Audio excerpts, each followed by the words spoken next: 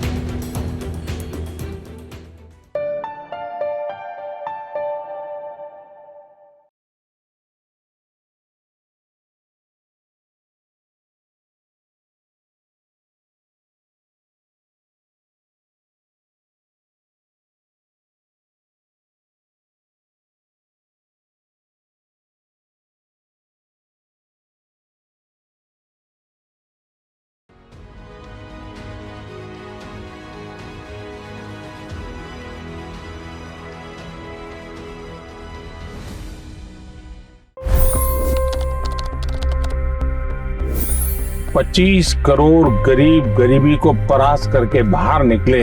For the good of our nation, let's work together and let's truly make America great again.